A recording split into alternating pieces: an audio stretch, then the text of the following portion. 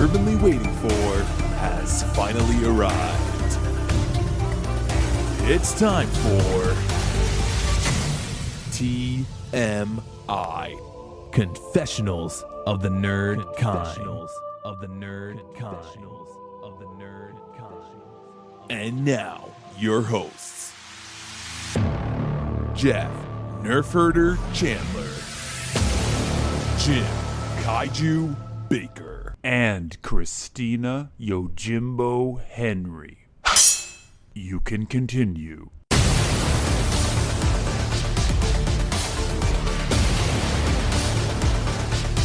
And now, let's get on with the show. Here is TMI. Welcome. We are back. Just like the monkeypox, we just keep returning. Yeah, my grandmother calls it monkey business. Monkey business. We should change the name of this podcast. You ought to be careful about all that monkey business out there. Yeah, monkey business. Yeah, stay away from monkeys. We got an announcement. We have a member that's on hiatus for several weeks. Hiatus. Yes. She's had enough of us, I think. Yeah, she's taking a break. So Christina is not going to be with us. I think her homecoming episode will be October 2nd. I think not until the first week of October. We didn't announce this last week when she was on with the Nope episode because she was planning on today's episode being her last and making the announcement herself, but she resisted for how many years? 2.5. And she's finally gotten the COVID. So she was unable to join us. We hope that Christina and her family are feeling better very soon. So today we're doing DC League of Super Pets. Is DC in the title or is it DC, just League? It is. No, it's okay. DC League. They want to make sure you know that is DC. Mm. So even though they make numerous Marvel references. Yes. I always thought that was very interesting. And it's not the first time. Like, if you are familiar with the Lego Batman movie, there's, of course, the infamous line, Iron Man sucks, that they use as their password that Bruce Wayne uses.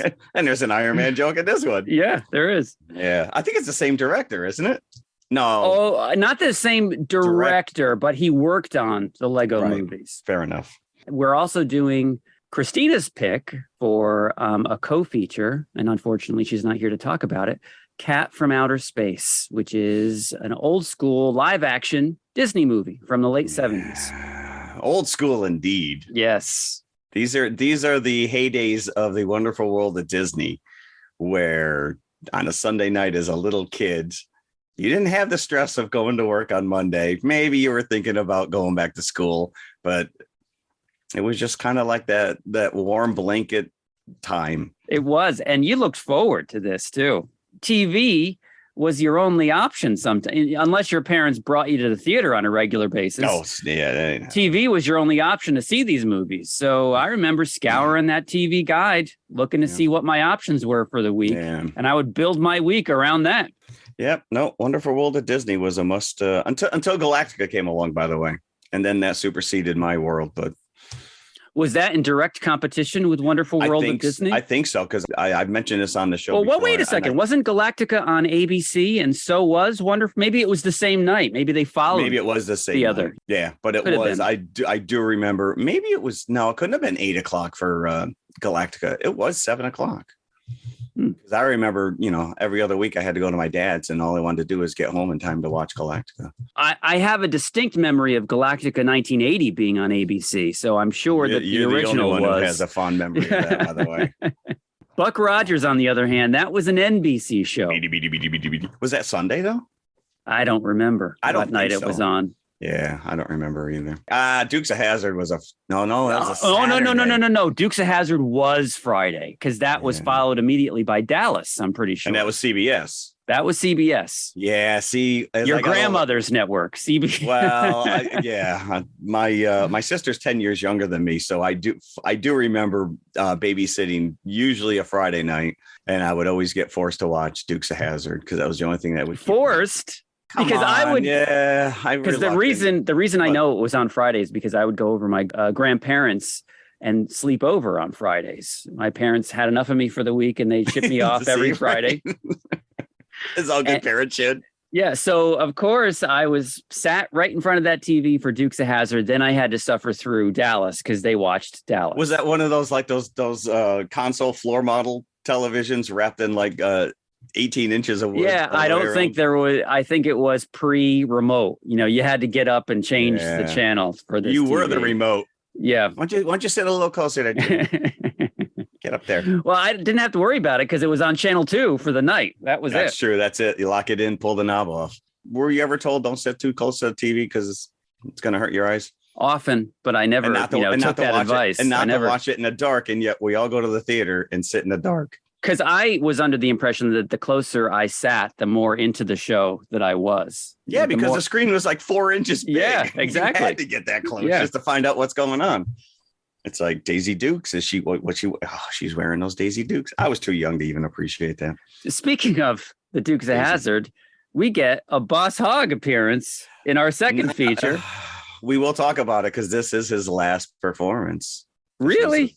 Yeah. I read. Well, Dukes of Hazzard went into the 80s, didn't it? Maybe his last performance in a film. Yeah. Theatrical, maybe. All right. I'll take that. I'm spewing out misinformation already.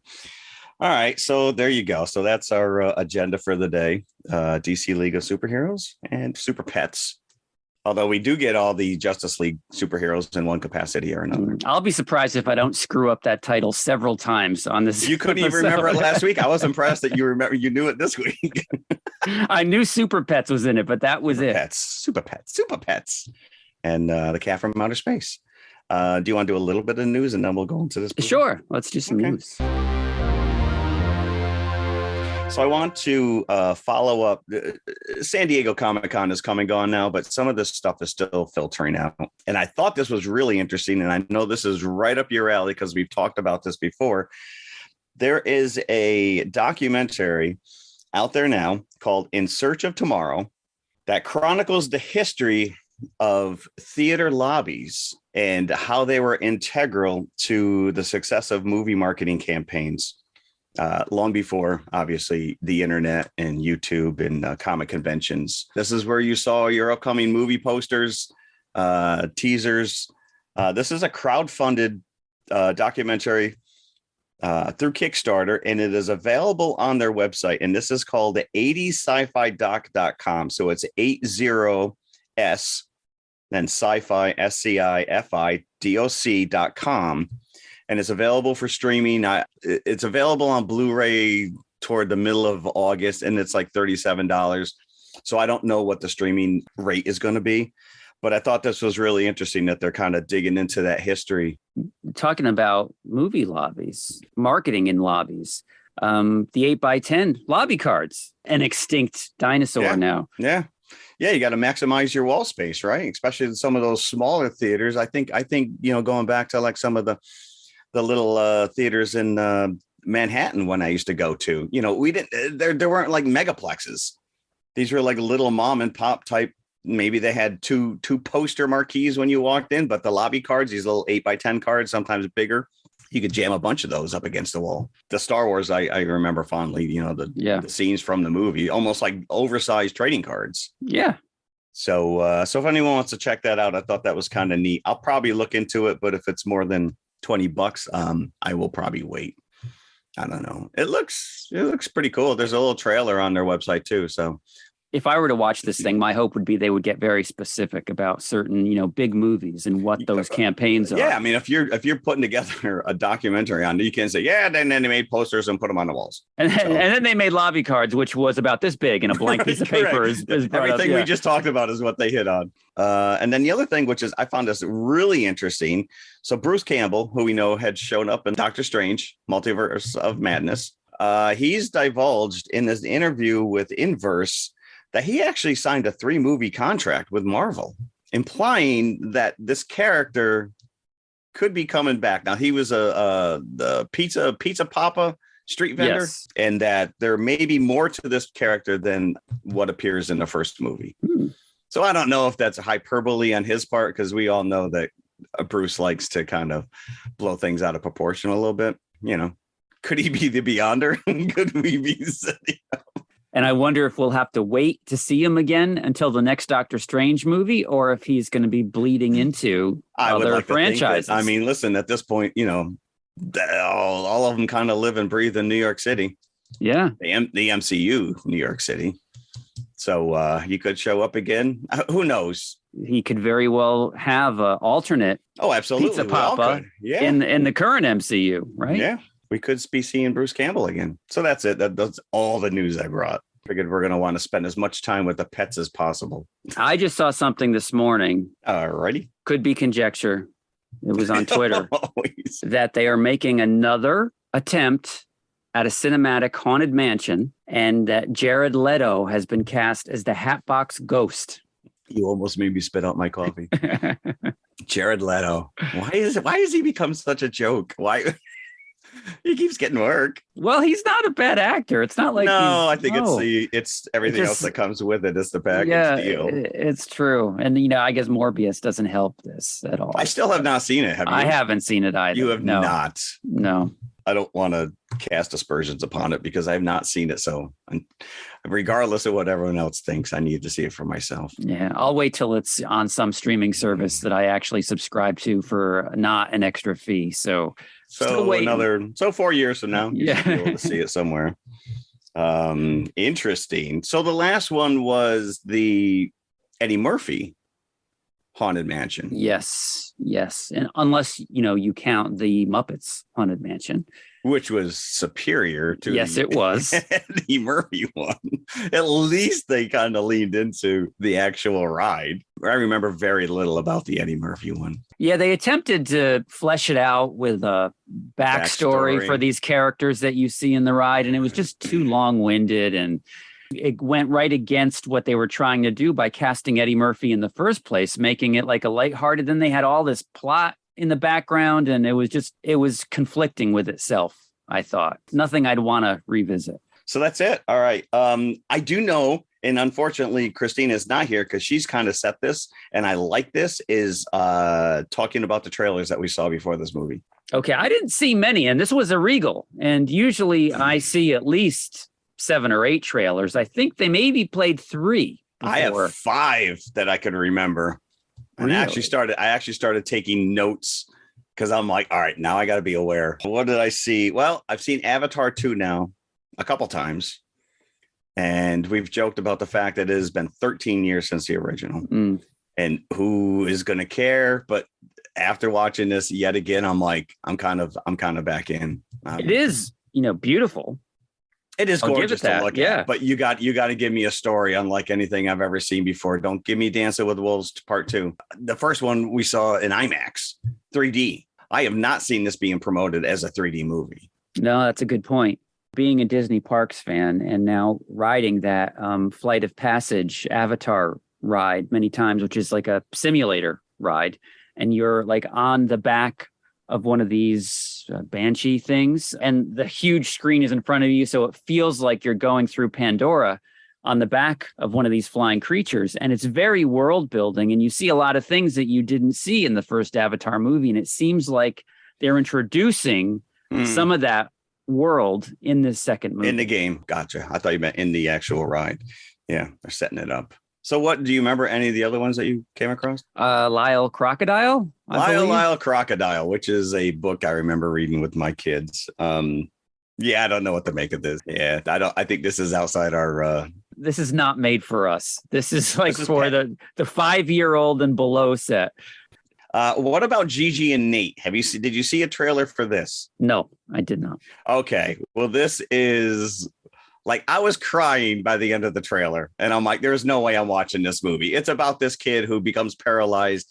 He's in a wheelchair, and he gets a emotional support animal, which is a monkey. It's a capuchin monkey, which is clearly CG. There's no way that they can train a monkey to do all this stuff. I hope the monkey's name is not Gordy. No, it wasn't Gordy. I'm assuming it is Gigi. and that the boy's name is Nate, but I could be wrong. But yeah, they play on your heartstrings right from the get-go. And then, of course, you got the Karens of the world that are upset that he's in a grocery store with a monkey and the monkey gets taken away from him. And oh man, it looks like a mess. It's like, why would I want to go see this? Because it's like the monkey's going to be taken away. And then at the end, he'll get the monkey back. It's a tearful reunion at the end. Oh, yeah. So you were in the Regal. So do you get this Maria Menounos? Now she has this little Q&A that she does with these actors. And she did this thing with this kid who's famous. He's a TikToker. And she asked like questions from movies he has to answer. Yes, is this the kid that's in like a new sports movie, and they were she was asking him what the sport was if she was giving him a movie title, and he didn't know what Seabiscuit was. Yeah. Well, I want to point out she has the most annoying laugh I've ever heard in my entire life. It is like scratches on the chalkboard. It was much. Previously to these little interview segments with her, she would come on at the beginning of the do they call it the 20? The 20 minutes? Yeah. It's changed, but yeah. So she'd come on and introduce it, and then you wouldn't see her again. Correct. Until the very end, where she said, "Oh, thanks for watching the 20." And she wouldn't be involved in any of it. But now she is. Yeah, they used to be actual behind the scenes. Usually it was a TV show and it was one movie, and then it just became commercials. And now it looks like it's going back where she's actually bringing in these actors and they're sitting in their little director's chairs and she's 20 questioning them. So it's a little more casual, laid back. It's kind of a fun little thing. That I didn't know who this kid was. He's a TikToker. He's an influencer, but he did not influence me at all. Not in especially if you don't know who Seabiscuit is. We got issues. I know Seabiscuit. He didn't know. I think Blue Crush. He didn't know. Which even I know that's a surfing League movie. Of Blank. And he he didn't know that. I think that if you don't know an answer like that should be accompanied by a giant hand that slaps you. Just a big one. A big hook. Let's just go old school vaudeville. Yeah, or like a Muppet Show hook. Right? Yes. All right, DC League of Super Pets. Yeah. I've said this before, and it definitely bears repeating. A middle-aged man all alone in a kid's movie is not a good look. I went to the 10:50 showing, so it's the first one of the day, and there was a fair amount of people and their kids. And I've learned at screenings like this to not sit in the middle of the theater because I do have a pretty wide berth, but now you get to pick your seats. So I did pick an aisle seat just to be removed and not be quite that creepy.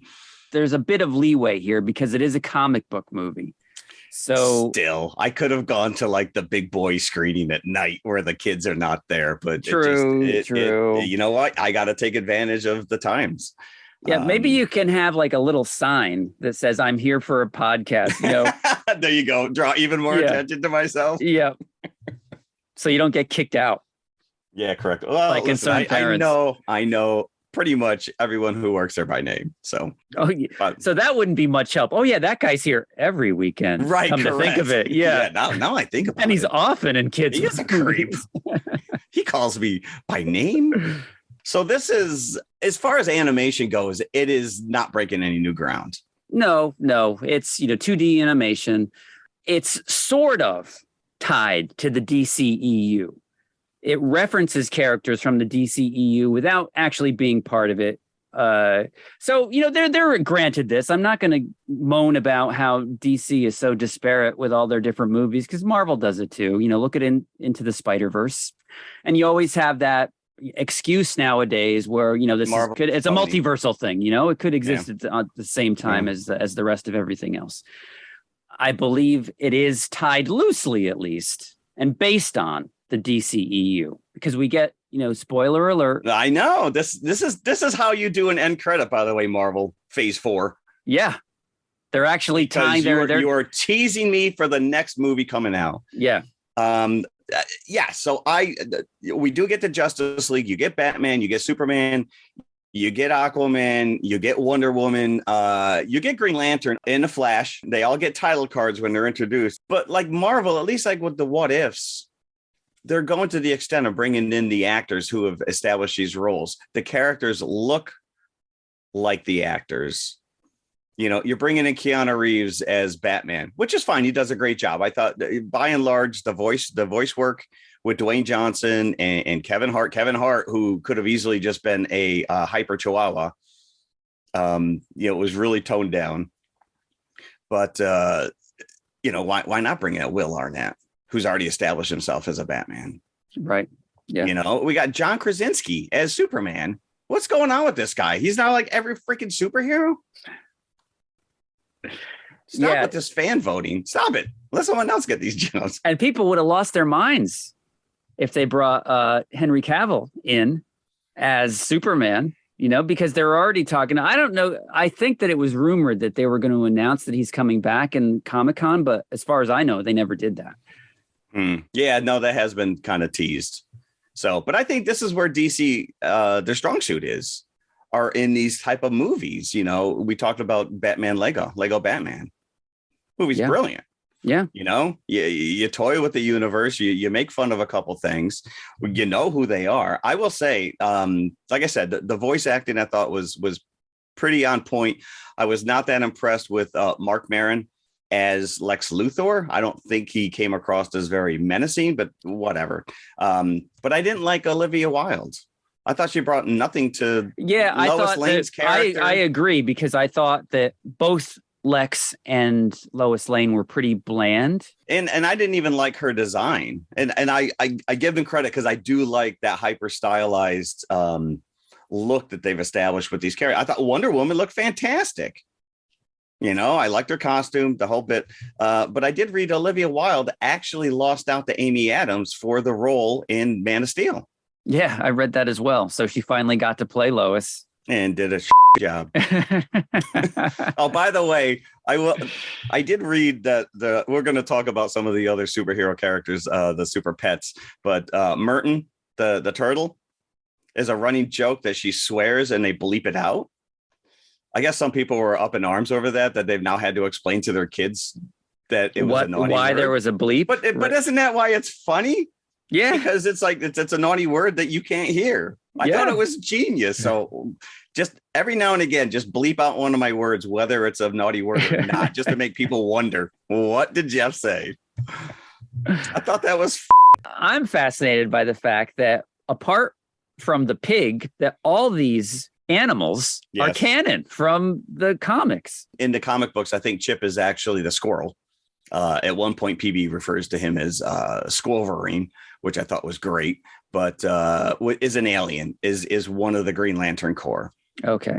So, but here he's a hyper squirrel. So then that makes perfect sense. That makes perfect sense that he ends up as Green Lantern's pet at the end. Yeah, I thought that is pretty interesting. And I did throw it out there and we didn't get a Beepo, the super chimp. No, nor Gleek, who apparently is based on this Bleepo. I don't know. Bleepo. Actually, you want to know? So the Legion of Super Pets, which I think has been around since the late 40s, early 50s, consisted of Krypto, Comet the Super Horse, Streaky the Super Cat, and Beepo, a superpowered chimp from Krypton.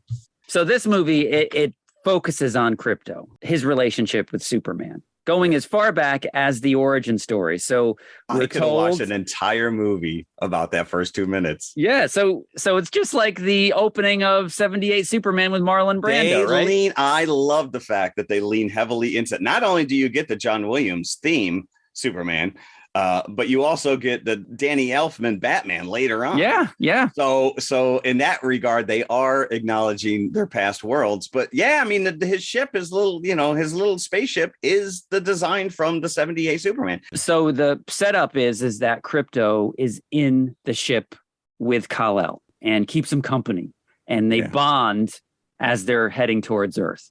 So then flash forward, Superman as an adult, and he's already established as Superman with Krypto at his side. And the story is, as the movie goes on, is that his relationship with Lois Lane is coming between Clark, Superman, and Krypto. Clark sees this, that Krypto is feeling jealous. So he goes to an animal shelter to get Krypto a friend. Yeah, there you go. Just there. And that's where you're introduced to the League of Super Pets. They're all animal shelter animals. There's the pig, there's the turtle, the squirrel, and Ace, who is the boxer, the dog. And Lulu. And Lulu, the guinea pig. Do not call her a hamster or a gerbil.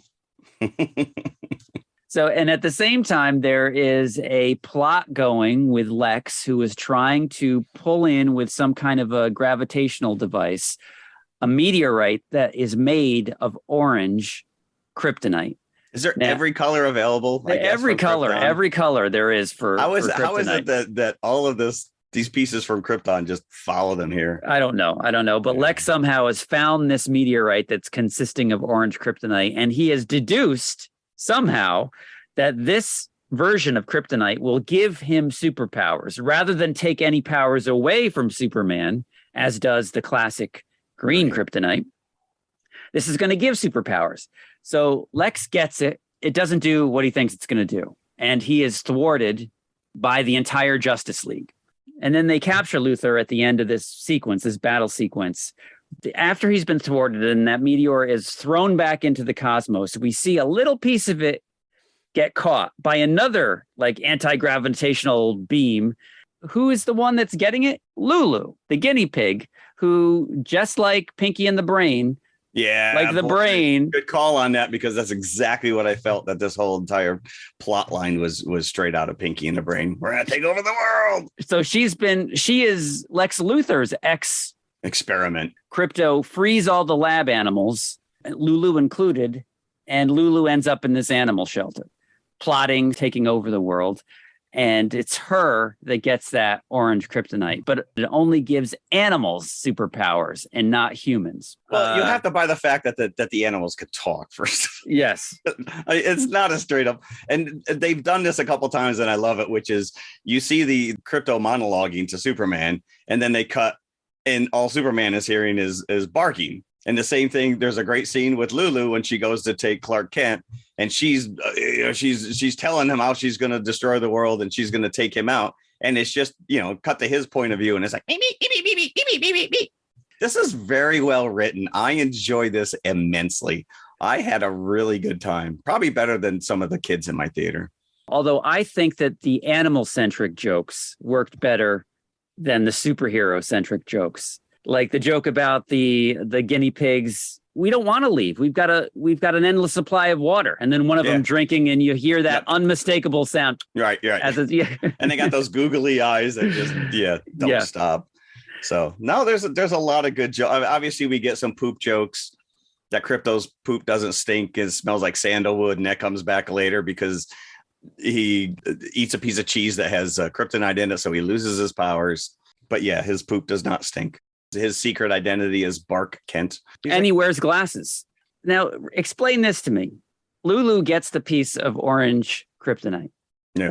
And by extension, she keeps it for the rest of the movie. Yes, and it's around she's her neck. given just some general, superpowers where she has the power to levitate now, and she's probably smarter than she was, even though she was already an evil genius. And she's got super strength as well. So she's formidable. She does battle Krypto and the League of Pets and even Superman. But by extension, just being around the orange kryptonite, the other animals get superpowers as well. All the guinea pigs powers, yes. But when that piece of kryptonite is taken away from her, she's normal again. Yet the other animals still have all their powers, and they never had a piece of kryptonite that they held on to. You are overthinking it. Because once they took it away, then they should have gotten superpowers on top of their regular superpowers. Well, I'm thinking they never should have had superpowers to begin with if they didn't have an actual piece that they were carrying around with them. I don't know. You want to nitpick? Let's talk about the fact that, here's Krypto. They're all locked in these cells. And Krypto says point blank, now he has no powers. You can't, if you have superpowers, you cannot get out of these cells. They're designed specifically to negate your superpowers. So I'm thinking, because he has no superpowers, that he's going to figure out a way to get out of here. No, he somehow magically poops out the shards, gets his powers back, and immediately escapes. Like, you just negated everything you just told the rest of the group. Let's leave rational thinking at the door. I did like that Krypto's dad was Dog L. Yes, that was a really good joke. I like the fact that they even called out the fact that he's named after the planet. Like, that's if you had a dog and you just named him Eartho. It's like you just named after your planet you came from. And we have to mention that Dog L is voiced by Keith David.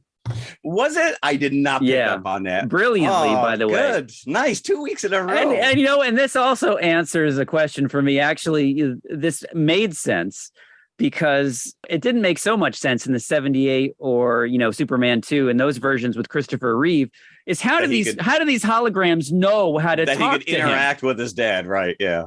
And in the second movie, it was his mom because they couldn't afford they couldn't afford his dad, so they had to bring in his mom. Dog L has recorded so many interactions that it's kind of like he's got one for every possible thing. Right. Yeah. It's like Google. You ask a question. And every time he turns it on, there's an intro, like a DVD menu. He's like, I have to figure out like a skip intro button now because, every time he comes on, hello, son, I am Dog L, your father. Like, really? We have to do this again? And he's fast forwarding through all the options until he finally finds one where he's having problems with Superman and his new fiance. You know what? I will say, I mean, how many of us grew up and we had best friends as guys, and then your buddy gets a girlfriend and suddenly you're kind of kicked to the curb and maybe you're not invited to the movies as much or to come over to the house because he's now preoccupied. I get it. Poor Krypto. Can I just ask this, though? Does everyone in Metropolis get their own statue? Apparently so. Yeah. Apparently. I need to talk to somebody about that. There was a nice joke about the corgi biting the FedEx guy. Thank you for leaving UPS out of it, by the way. The Federation of X or something like that. Yeah. With UPS, you can just say ups, so you have more you can do with the term FedEx. I actually get that a lot, which is, hey, it's the ups man. Hey, it's my customer. I hope you notice this, Jeff. You get the sad backstory of Ace the Boxer and why he's such a loner. There's got to be copyright infringement going on here because this is Jesse's story from Toy Story, right down to the Randy Newman sad song that comes with this story. But what I'm getting at here is after you have the sad story, the flash, I call it whitewashing. Yeah, whitewashing, the really bright light. Yeah. You've already got a sad story, so you're already getting there with tears in your eyes. To help you along, they flash an extremely bright light at the end to physically make you tear up. Push you to tear? Yep. Yeah. I kind of wish that Gigi and Nate trailer was just white. I still would have cried regardless. And I think the funniest joke in the movie was unfortunately spoiled in the trailer, which is Batman, Keanu Reeves here, doing a great job voicing Batman. And there's a running joke throughout the movie that Krypto and Superman have a little squeezy Batman toy that they play fetch with. Chewy Bruce. So it's not even Batman. You're giving away this guy's secret identity. But Clark knows, that's a joke that Clark knows who Batman You're is. in a park playing with your dog, calling it Chewy Bruce. And Batman is apparently unaware that they play this little game until the end of the movie when he sees the Batman chew toy and he says, if that is not licensed, I am going to lose my mind. You're right. And it still made me laugh. It still made me laugh in the movie. It is a good joke. So like we mentioned, we do get that there's an Iron Man joke and there's a Thor joke. So they are aware that this other universe exists. And I'll say even the soundtrack I thought was good. At one point, Clark's getting ready for his date and he's singing REM's Superman. Yeah. Which is one of my favorite REM songs of all time. Yeah. And as you said, there's the themes from John Williams and from Danny Elfman. Yeah. And they even make fun of the training montage because obviously these animals now have powers. They don't know how to use them. And they launch into Europe's final countdown. And it goes horribly awry within seconds. So end montage. So that was actually very funny. It was a nice build up for nothing. So it was a good payoff. We haven't even talked about Whiskers yet, who is my favorite character in this entire movie. Whiskers, who is just this little stray cat that also gets powers. And the joke there, this was funny as well, is when they're still shelter pets and they're still in the cages and a kid and the kid's family comes in to adopt one of them. They're like, oh, there's a kid coming. There's, it's adoption time. Oh, it's going to be the kitten. And then the kitten says as it's leaving, wow, this shelter life is easy. First day adoption. And then Lulu does the same thing as she's levitating out of the shelter. I think it's Ace or one of them says, hey, aren't you going to free us? And she just laughs and keeps going, and then turns around and sees the kitten there. He says, "I'm not heartless." And and lets the kitten go. Yeah, Whiskers, who's got hairball grenades. Yes. Coughing up a hairball grenade, and the tail that somehow shoots rockets. Adorable. And we get the solar paw punch at the end. Yeah, how is it that they even know that this exists since no one's ever done it? Since nobody can do it. Yeah. Since nobody do it, and you're going to die. Wait, how do you know about that? Because no one's ever done it or tried it. It made me think of the Kill Bill, the 5-finger death. Mm-hmm. Yeah. It could be the Kung Fu Panda whooshy pinky move. So I'm not complaining, but does every movie we watch recently have to end in a kaiju? Apparently so. Yeah. This is like on vogue right now, because we got one in Shang-Chi. We got one last week in Nope, turning red. It's the zeitgeist now. Yeah, listen, like I said, I'm not complaining, but it is getting a little easy. Lulu does border on looking like a giant Pokemon by the end. It was fun. This was a lot of fun. Yeah, and as I said, Lulu is a very formidable supervillain. She's very tough to take down. So maybe they should think of bringing her back, even in the live action. People lose their minds. Right. But then again, the live action DCEU is in such disarray. We don't know who's playing who or who's left. And they have publicity problems with one of them in particular. I want to say just get rid of the live action stuff. This is where DC's strength is right now. I can't speak to their TV shows because I don't really watch any of them, but I know that they're popular. And that's where they're kind of digging into this multiverse stuff, bringing Michael Keaton back as Batman. I would love to see a serious Batman Beyond take in this style. Hey, they're doing it with X-Men 97. Yeah, I think that I don't necessarily know if they're going to really update the art style. I think they're hewing pretty close to what it looked like back in the 90s, which I don't know if that's a good thing or a bad thing yet.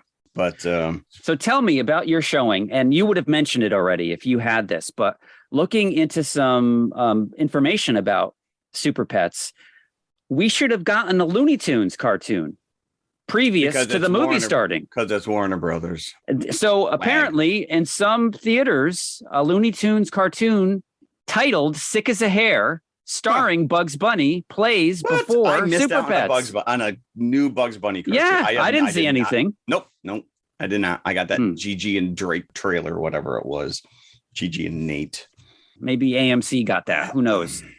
This cost $90 million to make. It's only projected to make 22 on its opening weekend. Oh, opening weekend. Opening weekend. So they're hoping, and we don't have any, I think, kids movies on the immediate horizon. So they're hoping that it's going to sustain. I think Minions is still out there and doing gangbusters, but you have to assume that because this is Warner Brothers, that it's going to drop on HBO Max. Yeah, it's got a 45-day window, just like anything else. Yeah. So a lot of taking your kids to the movie, even the first showing, you're still shelling out $10-12 for a ticket. Yeah. You got 2 or 3 kids, it adds up. This is where your Regal Unlimited comes into play. And as we said, there is a post-credit scene. There's actually 2 post-credit scenes, as to be expected now, whether it's Marvel or DC. Mm-hmm. The first one shows Lulu's fate after she's defeated and gets stuck in the hot dog water. Which is gross. Yeah. I'm all for a dirty water dog in the city, but I don't need to be trudging in the water. I know. And like the fact that she's the same color as the hot dogs, I'm like, is that if I were to look in an actual, hot dog cart at the water, you look away, man. You don't see how the sausage is made. You look away. But she is adopted by Luther's erstwhile assistant. I don't know what her character's name was. I don't know who the character was, and I don't know who played her. But she's got Luther's, kryptonite suit on. Yeah. So apparently, if there's going to be a sequel, we'll see this assistant and Lulu again. In the very last post-credit sequence, we get that tie-in that we mentioned before to Black Adam and Black Adam's dog, Anubis. Anubis does not exist. Anubis was created specifically for this movie, just to have a dog counterpart. But both were voiced by Dwayne Johnson, who's obviously playing Black Adam. And he's actually voicing Black Adam as well, because you see Black Adam in this. But you don't. But they do kind of keep him in shadow. You don't really see his face, you see his costume and the lightning bolt and all this stuff. And Anubis goes out of his way to establish he's an anti-hero. It's a back and forth between Anubis and Krypto, like a my dad is better than your dad kind of a thing. Yeah. Well, no, he's not a hero, but he'll do the right thing when he needs to. But if he wants to break the rules, he will. So he's a bad guy. No, he's an anti-hero. No, he's a bad guy. Yeah. He's a hero, but he's not influenced by morality or anything like that. Right. It sounds like a villain to me. Which now makes me want to watch this movie even more. Yeah, they're slowly selling me on this idea of Black Adam because I thought Dwayne Johnson did a good job. Yeah, he did as Krypto, but I want to see this dog now in the actual Black Adam movie. Oh, right. And it's funny because I guess so Dwayne Johnson and Kevin Hart have done like 5 movies together. Yeah, this is their 5th collaboration. Yeah. Central Intelligence, by the way, did we cover that? I don't remember if we actually talked about it. No, but it is a really fun movie. It's like De Niro and Joe Pesci. That's what they're becoming. Yeah. Well, but like I said, Kevin Hart is he's definitely he's taken it down a notch. He's not quite the hyper off the wall character that you normally see him play. It's in deference to this character because Ace is supposed to be which is fine. So then play it accordingly. Don't just be Kevin Hart. So I give him credit for that. Otherwise you could have just cast somebody else. Right. You could have put Keanu Reeves as the dog, to be honest with you. So yeah, this is fun, and if you're bringing your kid, if your kid wants to see this movie, and don't look at it as I'm stuck going to a kid's movie. There is enough in here for adults that it's going to be worth your time and that you're going to be amused. And I definitely was. If we're going to give it buckets at this point, I'm going to go 3.5 with my bucket giving. I think this is way better than it has any right to be because you just assume it's a kid's movie. We were huge Krypto, the super dog. Like he had his own cartoon in the early 2000s. So when Benny was little, we used to watch that all the time. They don't lean into any of that stuff that was established on the show. It was a different art style, the whole bit. But I thought they really nailed the heart of this, and it was a lot of fun. And I'm going to give it a solid 4. Oh, so the one thing sitting through the credits, I noticed. So there's a joke. There's a throwaway joke when they're hiding from Whiskers, who's unleashing all kinds of hell on them, and they're hiding in a car. And PB explodes and they're all pushed up against the window. And Merton is talking to the little Garfield that is stuck to the window, which is like such a throwback because when's the last time you saw one of those things? But in the credits, they give the copyright to Nickelodeon for Garfield. For Garfield. And I'm like, did Nickelodeon buy that from King Features? There's no mention of Jim Davis in the credits? Nope. It's a Nickelodeon owned. Wow. I'm like, yeah, this guy get a payday and we didn't even know about it. And maybe it was just me, but the credits for this were a lot shorter than your average Marvel movie. They were a lot shorter, which I thought was interesting. And nobody in my theater stayed. We were the only ones for that Black Adam post credits. Kids don't want to sit through credits. Maybe that's why. I don't know. No, parents don't want to sit through. Well, that's true. All right, we got to go. No, Mom, it's credits. You'll see it when it comes on HBO Max. Drop it. So I know you like to lean in sometimes on some of these professional reviews that show up. So this one showed up on IMDb, and there's not that many because it just dropped on Thursday. So there's only like 45, and these are all viewer, personal reviews or whatever. But this is from so already I know it's probably a bot, but it's titled "Why Gender Agenda in Kids Movies." Please leave away the kids from gender agenda. It could be a good movie without these topics. I feel like is a thing all studios are trying to do, but there are some of us that prefer to leave kids away from that movements. And I'm like, did you watch the same movie? What? First of all, did you proofread what you wrote before you hit send? No. Well, that's the other. I left it spelling and context. Everything is the way that it came out. What's he talking about? What gender agenda is going on in this movie? If you want to talk about the fact that you made Green Lantern a female, I mean, I hate to say it, but the Green Lantern Corps is filled with many, many males, females, and aliens. This is the downfall of the internet, is that everybody gets a voice. And I just gave this idiot his 2 minutes of fame because it got passed over by everyone else. It is one of those reviews that never got any, was this review helpful? No ups or no downs. And I don't want to click it down because sometimes people just waiting for that crap. Yeah.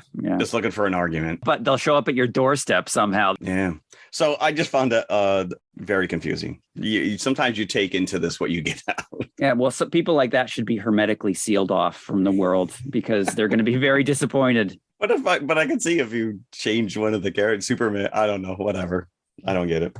So 4. I gave it a 4. It was fun. Enjoyed watching it. Yeah, we shouldn't ship that one off to the farm just yet. Give it a chance. That was a good joke as well. Oh, I can't wait to get to the farm. So let's travel now back to our collective past. Let's go to the concession stand and we'll be back for a live action Disney classic, The Cat from Outer Space. I like the question mark inclusion. Here's a quickie quiz. Question: what's the most popular sandwich everywhere? Hamburgers. And where do we get the best hamburgers? Here at our refreshment stand. Our hamburgers are made of selected inspected meat, seasoned to perfection, cooked just the way you like them. How about a hamburger? When you're on a picnic, hot dogs are mighty good this way. But when you're here at the theater, hot dogs are at their best. We start with the choicest Franks, cook them until they're just right. Make available your favorite seasonings, and leave the rest to you. Everyone likes our hot dogs. Why not get one for everyone right now? All right, we're back talking The Cat from Outer Space. Now, we haven't really given much attention, if any, to the 70s oeuvre of Disney, especially the live action category. We did Candlestick. Candlestick. You're right. We did do Candlestick. Same director. Which was also a Christina pick. It was Norman Tokar, who is the director, also did the all-time classic Apple Dumpling Gang. See, that's what we need to. This is all on Disney Plus, by the way. Yeah. And it's funny because I started thinking of all these type of movies. You know, we talked about this at the top of the show, which is these Disney movies that they came out. They're fluff. There's nothing really of substance to them. And yet they are like a warm blanket. This is not a great movie by any means. And yet you just can't help but feel enveloped by happiness. And the great thing is that it's not fluff by today's standards. It was fluff when it was released in 1978. Right. And that was the selling point that for millions of kids back then. Yeah, it was safe. It's a Disney movie. Yeah. We know what we're getting. But you're right around the same era. You know, we talked that darn cat, Chomps. What was the other one? There was another Shaggy DA. Like Shaggy all those DA. Kind of animal movies. There was another one that shows up at the end of this that said, "Oh, if you like this movie, you'll like this," called The Ugly Dachshund. And I'm like, same director. I've never even heard of that. That was, I think, mid 60s. If I'm not, so maybe I'm wrong. But also, it reminded me when I was looking up to see what else this guy directed. No Deposit, No Return. Remember that one? That's the great one. Were Don Knotts and Tim Conway like studio? Did they have like contracts with them? They must have, because these are all players. Like a lot of these actors that you see in these Sandy movies, Duncan, this movie included Ken Berry, who was in like a Herbie movie and a couple others. Yeah, I will tell you, this really makes me miss McLean Stevenson. He is fun to watch. MASH was unavoidable, from a kid in the 70s and 80s. Yeah, we watched and it. Both grandfathers being World War II vets. Visiting them, MASH was always on, right? So I always was watching it. But two eras of MASH, the McLean Stevenson era and the Harry Morgan era. I was always preferable to the McLean Stevenson era of MASH. Were you? Yes. Okay. Both of whom show up in this movie. Yeah. And I thought it was extremely interesting, not being like a complete MASH head, that the only other time that they were together on film was during a MASH episode, but Harry Morgan wasn't playing Colonel Potter. He was playing another character during the McLean Stevenson era of MASH. And then they brought him back a year later to play Colonel Potter. Not to go down the MASH route, but we watched MASH as kids. And I think, it was one of my brother's favorite shows But there are 2 episodes that stick out in everyone's mind. Obviously, the series finale. But the episode where Colonel Blake goes home and they find out at the very end that his helicopter crashes and he dies. They kill him. Yeah. They kill him. Yeah. And I did mention, I just want to quantify that I do realize that MASH is set in the Korean War, but since my grandfathers are World War II vets, they enjoyed it because it's a show about, military. Yeah. It was definitely not a kid's show, by the way. They tackled some serious subjects, but as kids, you didn't really pick up on PTSD and some of the other shit. Yeah, I was just waiting. Yeah. I was just waiting for the next radar scene when I was watching MASH. A Klinger. I was a huge Klinger fan. You were a Corporal Klinger. The early seasons when he would dress up in drag. Yeah. All right. Cat from Outer Space. We have Ken Berry as Frank, Sandy Duncan as Liz, McLean Stevenson as Norman. Roddy McDowell is in here. What is he doing in this movie? I don't know. He's not doing much. He's not doing much. Jellyfish is his code name. So he's a plant in this. What's the name of the organization that they work for? Oh, ERL. I don't remember. I did not write down what the acronym was, but it's ERL. This government think tank that actually gets the spaceship that comes down at the beginning of the movie. Yeah, they're there in a heartbeat to take this thing away. It's like Project Blue Book for dummies. So the setup is over the bright green title cards. Yeah, this is nice. This is old school, right? Yeah. You still get all your credits up front. Up front. And even the symbol of the Motion Picture Association of America shows up at the beginning in the last the pre-director title card. This light comes down and this hillbilly old couple sees it. The guy goes to investigate with the shotgun. You think you're about to see the Blob, That's exactly. I said, is this old man Peabody from Back to the Future? My pine, or is this the old man from the Blob? Yeah.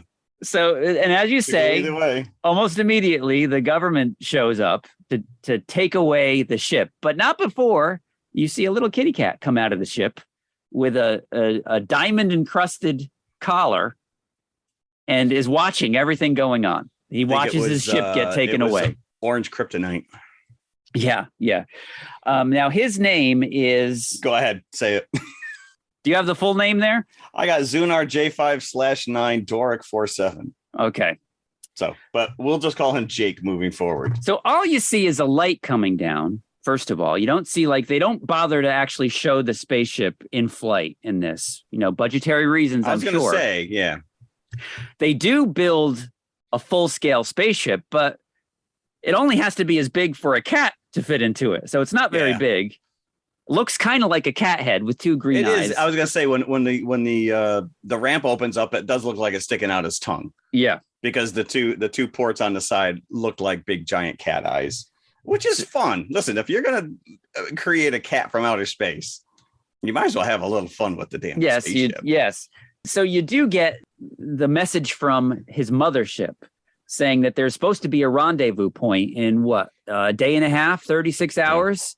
Something along those lines. His ship, unfortunately, is broken, or there's a piece that's blown out.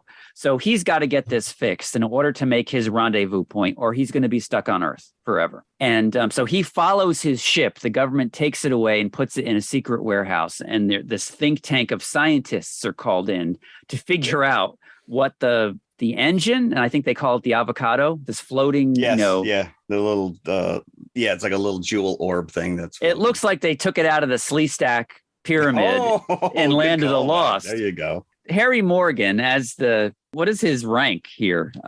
General. General Stilton. So he's called in all these scientists and he's given them 2 seconds to look at this thing. Okay, how does it work? Tell me right now, and he's slapping his whip down onto the table. Yeah, his whipping crop. And he gets to McLean Stevenson, who has just placed a bet secretly on the office phone. They don't even have cell phones here. He's just calling his bookie on the office phone. They get to McLean Stevenson. He's like, okay, what is it? Well, it's not made of garbage. I know that. It's like, thanks there. How does this guy have a job here? How is he a scientist? He's like Oscar from The Odd Couple. Yes. Yes. So for the rest of the movie, The military calls him the garbage expert. That's his nickname for which I thought was a funny running joke. So Sandy Duncan's Liz character is one of the scientists. She doesn't know how it works, but she thinks that her friend Frank, who for some reason isn't invited to this meeting, might know. So he comes down and he spouts off some theories that are pretty accurate, it turns out. And so now Frank is Ken Berry's character. Frank is Ken Berry's character. Well, apparently they carpool together, but never actually talk to each other. No, because she's a girl. You get in a car every day and just not talk to somebody. The cat is observing all this through an open window and actually comes through and just sits there at one point, and nobody notices. And nobody notices there's just a cat with this $1 million collar around its neck. So his ears perk up when Frank is giving his theory, because this is true, what the theory that he's giving. I nailed it. When they actually needed the cat to perk up, they probably just showed him some cat food. So he, became more interested off screen. I want to talk about it because it's not easy to train a cat. Like, dogs just seem trainable. Cats don't give a. To be fair, all Jake really has to do is stare off camera. That's basically all he has to do. Because the collar does all the work for him. Yeah. So you're right. The cat really doesn't do much except climb up and down things, sit. And when they get to the biplane sequence, it is so obvious that it's just a stuffed cat on the dashboard. And I'm pointing it out to my wife. And she's like, why do you point that stuff out to me? I said, because it's hysterical. These people have to act like the cat's in danger. It's just a stuffed cat. Do you think that what Frank's theory is, he says at one point, I think it must be tapping into the primal mainstream that everything taps into. Sounds an awful lot like the Force to me. Is the cat a Jedi? All right, we'll go with that. That sounds good. Yeah, it's better than what anybody else is coming up with. So Zunar J5 follows Frank back to his apartment. Apparently, they all live in the same apartment building, all these scientists. It's like a dorm. That's how they carpool together. Yeah, it's like a dorm, right? And it comes through because everybody just has open windows, no screens. There's no mosquito worry here or anything. It's Disney. There are no bugs. So Frank sees the cat and decides to call it Jake for whatever reason. And that's the cat's name for the rest of the movie, Jake. What I did notice right away, there's a lot of bizarre dubbing choices, which is normal for a movie, right? When they can't pick up the line for the actor on set for whatever reason, the actor has to come back and dub it. But this is so obvious that it's being, even if it's the same actor, it's like they're speaking in a tin can for the dubbing. They didn't really have the facilities at the end. Jake were they recording in Mike's office? They may have been recording with Mike's equipment. Yeah. That's a deep cut for TMI right now. That is, yeah. All of you that have been with us for, over the past 5 years will know what we're talking about. Sorry, Mike. I apologize. He's not listening. I know he's not. Tapping the primal mainstream. That's a good guess. Yeah. So Jake starts to communicate with Frank and tells him it's all through the collar. If he didn't have this collar, he'd just be a normal cat. Okay, well, how did you invent the collar to begin with? That's plot point number one, right? Who made the? I want to point out the fact that Ken Berry's coffee maker is run by mice. I'm like, that is not sanitary. No, it's not. All. That is. Do you want a cup of coffee? It's fresh. Yeah, no. Are those chocolate drops in my coffee? I'll pass. But this just becomes bizarre because it just becomes. Disney's now promoting illegal gambling. The cat is fixing games left and right so they can make money to buy the part, which needs to be gold. And I'm like, FanDuel should be all over this thing. Like, this cat should be the spokesperson for these online betting forums. Yeah, they need $120,000 worth of gold to fix this part that's missing or broken from Jake's ship. So because McLean Stevenson's character is a gambler, of course, and since Jake can apparently influence the outcome of games from watching it on TV, they think that they're going to have to do this in order to get the $120,000. Which is pretty smart for them to make him a citizen by the end of this, so that they can continue to use him to fix games. This is like Biff with the sports almanac. We're gold. It's gold, Jerry. Gold. So my question, first of all, is that, okay, we're making light of training cats because really, all Jake has to do is look. But how do you train him to sneeze? Sometimes he's sitting or he's sleeping, which I think they actually sedated this cat for these scenes. I don't even want to think about that, especially after last week's episode. Yeah. But there are two cats. There are two cats that they used. Siblings. Well, they got to look identical as much. They as do possible. have to look identical. Absinthian. Absinthian. Nice. It's a big word. For Abyssinians, I think. I think it's Abyssinians is the breed of cat. They're kitty cats. But I'm impressed that they got a cat to actually take a collar, because cats aren't, receptive to things like that, especially one that lights up. So I'm impressed. Correct. Yeah, the cat even wore the collar, or cats like I said, even wore the collar. Yeah, but like you said, he really doesn't have to do much, because the collar does all the work. Where he's the one making Ken Berry float around, McLean Stevenson flipping around. The cat doesn't do any of that stuff. The cat runs into the spaceship. He runs out of the spaceship. It's probably a stunt paw, when he presses a button. I don't remember him pressing anything. No. And I'm going to go so far as to say that he wasn't even doing the dialogue. And it was a very familiar voice, but I looked at this guy's credits and I didn't really see anything that I would have. Ronnie Shell. Yeah. He actually plays another character in this movie. But they had to dub him. They dubbed him because they said it was too obvious that he was also the cat. They used the tin can, Mike's equipment, whatever it was, and they dubbed him. Right. But there's one guy, I think this guy played Dr. Heffel, the Hans Conrad, who is the voice of Hook in Peter Pan. Yeah, he's the boss. He's the boss of the scientists at the beginning. Yeah. So, and this is Sorrell Book's final live action film performance. So you are right. He went on and he was Boss Hogg for many years. Probably early 80s, 82, 83. I don't even know how long Dukes of Hazzard, but this was his final film role. I was convinced at some point that Jake was going to lose his collar. And for a significant portion of the movie, he was just going to be a regular cat. And they were going to have to deal with that problem. Yeah. Literally like Krypto. But he does lose it, but only for a matter of minutes. And then he gets it back again. Yeah. But the problem is that Yvette comes and sedates him. So he's unconscious for a good portion of the movie, unfortunately. So I was thinking to myself as I'm watching these scenes, because mostly McLean Stevenson is holding the cat while he's unconscious. I'm like, is that a fake cat? I don't think so. He's just very sleepy. You got that great pool hall scene where they hustle, made some money. And I'm like, this cat's got to be a little less obvious. What do you think? Somebody would question the fact that you brought a cat to a pool? Yeah, I know. Or that the collar is lighting up every time she's hitting it in. I do want to say that I'm pretty confident in this statement that Steven Spielberg stole the plot of E.T. from this movie. It is very similar. We even have a levitating motorcycle to get away from the bad guys. Mm-hmm. I don't know, Steven. E.T. never was looking for some earthly action, if you know what I mean. That is true. Because there is a female cat by the name of Lucy Bell that is introduced to Jake.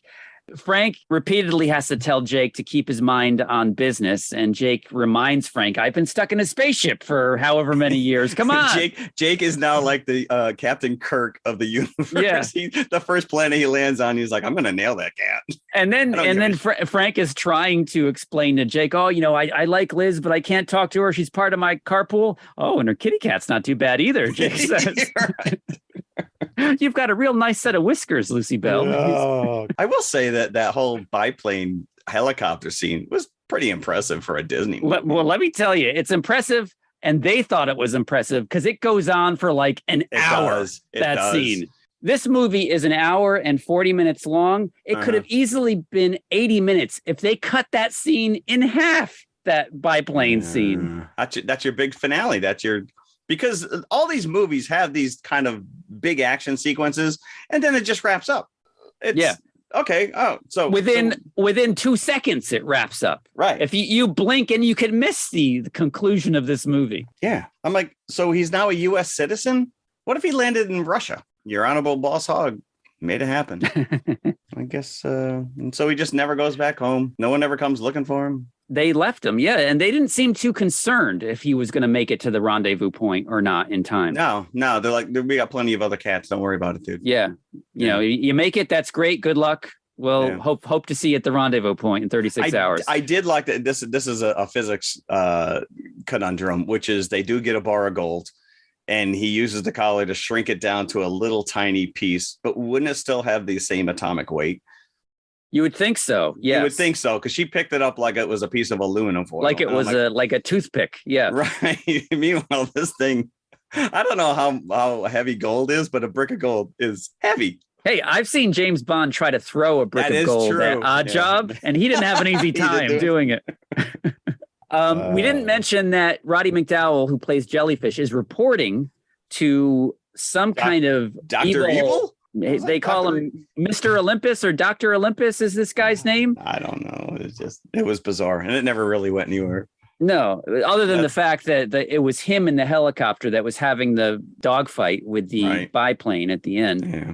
Olympus and Jellyfish are arrested at the end by the military. And how do you arrest a jellyfish? Can't put cuffs on him.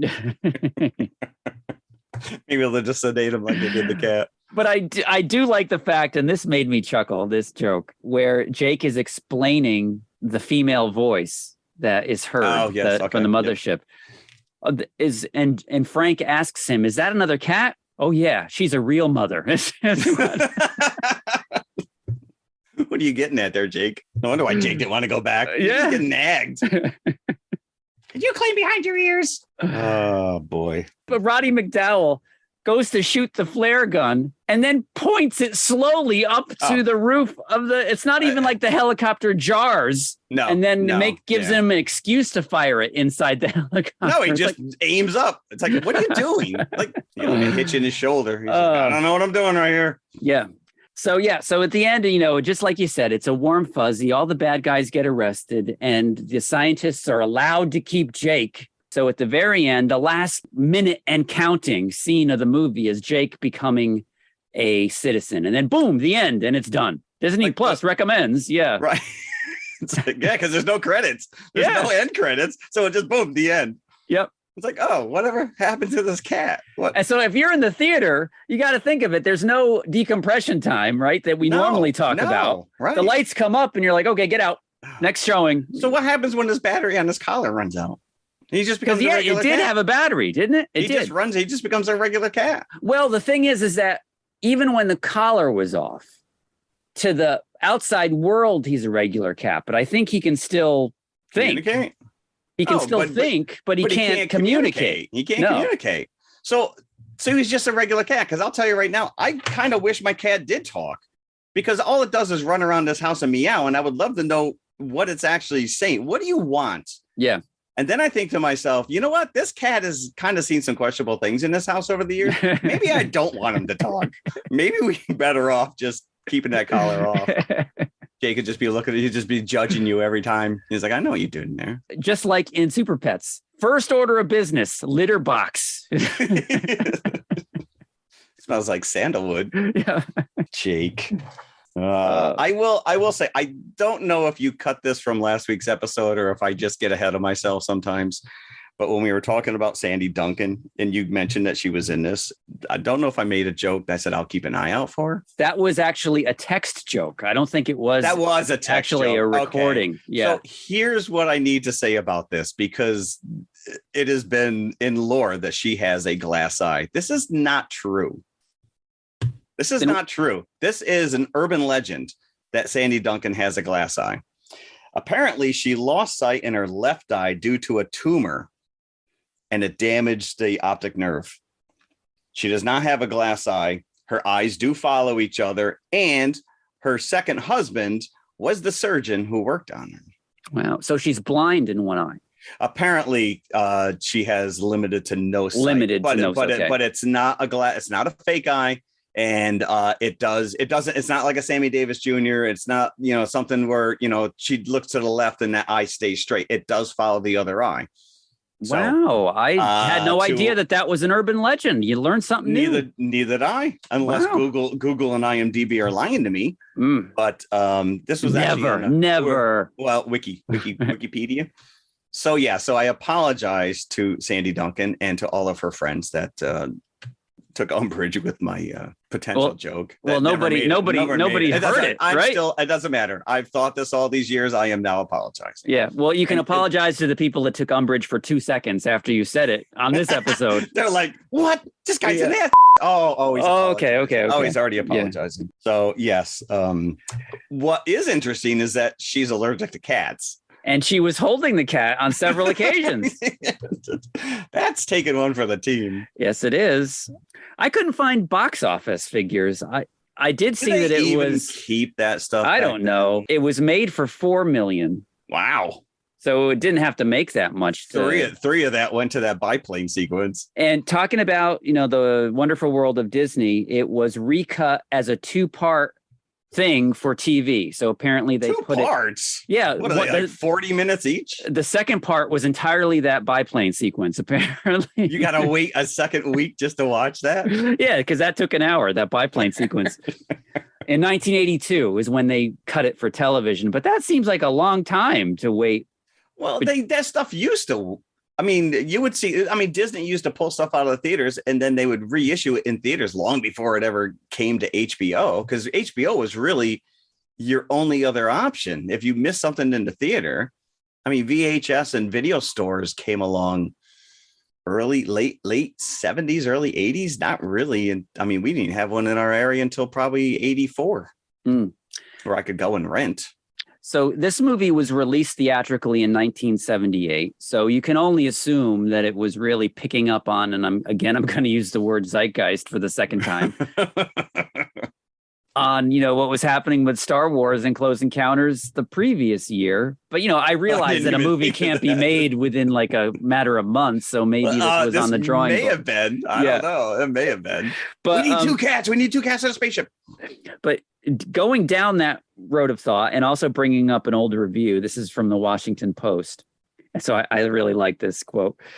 "This is not exactly inspiring material, but it is harmless enough unless the child expects you to sit through it with them."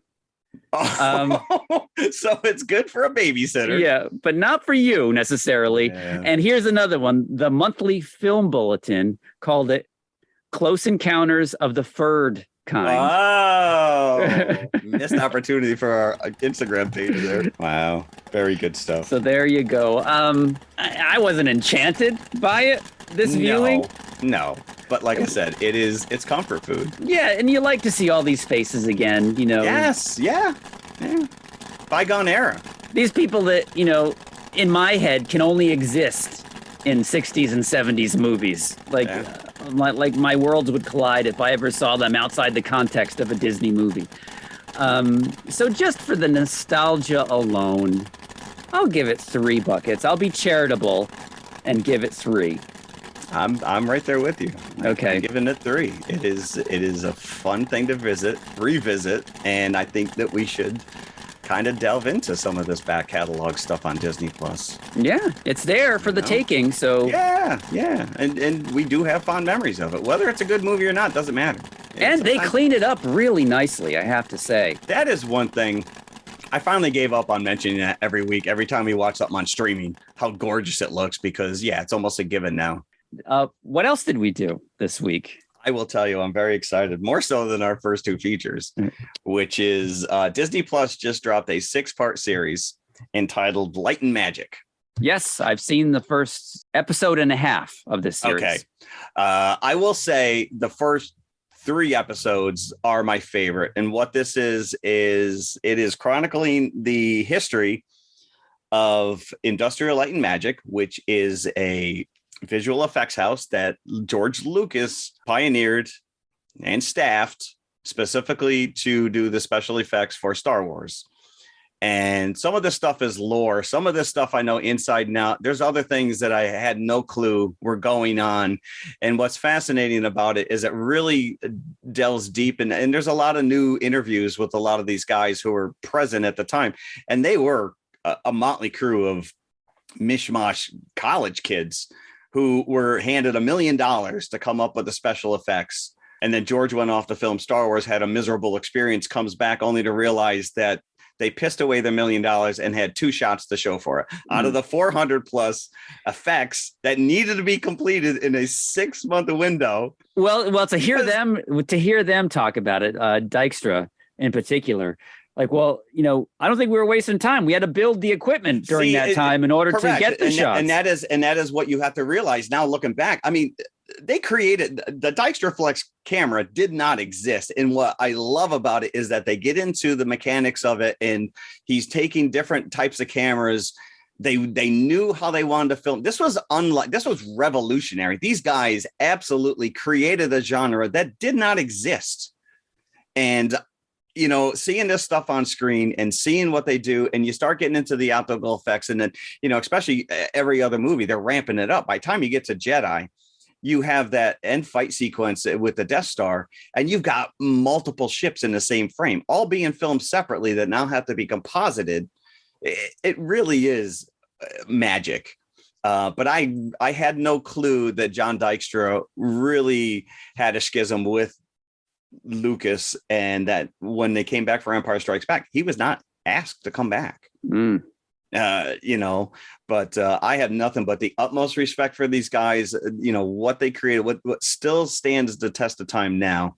And you do, as the later episodes get into the advent of CGC, and Dennis Muren kind of champion that, especially when you get into Jurassic Park, because they still wanted to do stop motion for the dinosaurs, not thinking that computers were to the point, he had to sell Spielberg on it. But this is what makes me so mad about the special edition, which is the only version that you can see currently of Star Wars, the original, A New Hope, where he went back in 97 and replaced most of this model work with CG chips. You're undoing, regardless. I don't care if this is not exactly what your vision was. This is what these guys came to the table with. And you just negate it. You just take it away. I can do that better now. Who cares? That's like going back to King Kong. We could make this guy as a CG. Let's get rid of the stop motion cartoon monkey.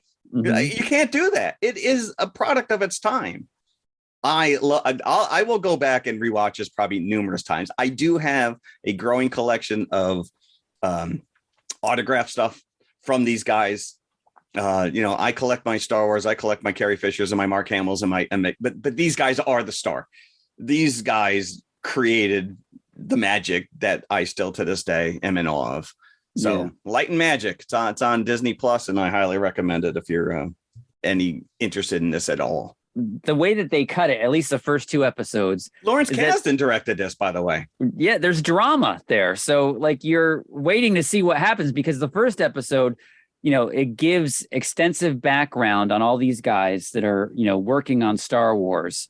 And they do it in such a way where it's not like a boring, well, I was born on this day. And right. They start you off with how they came about doing Star Wars. And then they go back and explain how they're qualified to work on Star Wars. Or not qualified. Or not qualified. And so it ends with that bit about George Lucas filming the actual scenes in England and Tunisia, having a terrible time and coming back only to find that only 2 or 3 shots have been done. Yeah. And then because they end it on a cliffhanger, the first episode, and George has come back and he was very angry. And then suddenly the episode ends and you're like, what happened? What happened? It doesn't do these guys any good that they have tons of home movies of them like a frat house. They are goofing around in the parking lot. They got pools of water. They got slides. They're doing all kinds of, they're scaling up the size of the building. You guys should be working. What are you doing? Well, guess what? We gotta blow off steam sometime. But fascinating, absolutely fascinating look at the making of this. Yeah. And I'm sure burn through the rest of it this week.